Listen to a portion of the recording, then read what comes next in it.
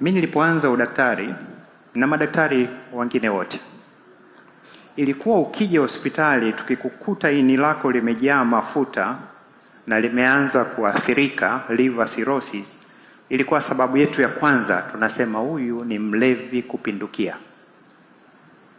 Ilikuwa ni kwa sababu ya pombe, na siongelei huko miaka ya 20, hapana.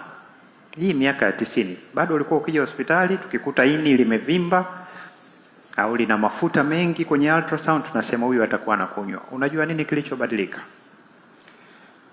Mimi na watoto pale, nilikuwa na watoto pale Muhimbili, miaka 5, miaka 9, ini limejaa mafuta.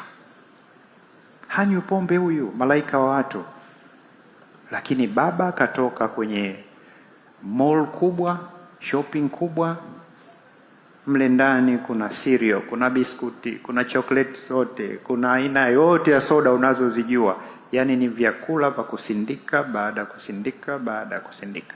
Tumeenda kuwapa maradhi. Hii hospitali yetu ya taifa ina kliniki ya watoto wa kisukari. No.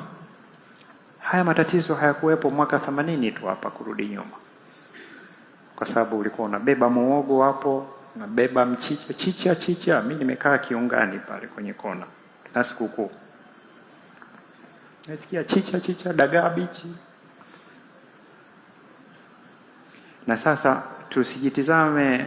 Kuna mtu aliniuliza juzi hapa, sasa watu wenye kipato kidogo wao sasa wenye kipato kidogo ndo hatari zaidi, kwa sababu hawana chaguzi.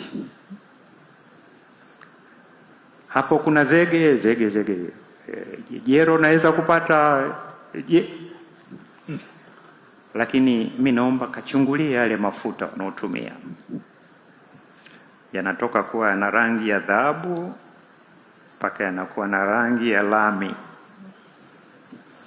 Kwa hiyo kuwa na kipato cha chini sio kwamba wako salama zaidi, wao ndo wako kwenye hatari zaidi, kwa sababu hawa wengine huku somo likiwapata wanaweza nataka avocado salad, nataka hiki.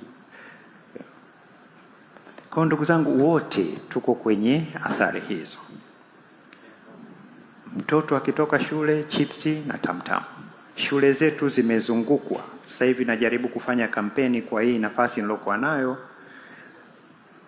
Tamtam karibu ya shule si jambo, sio rahisi kuliondoa.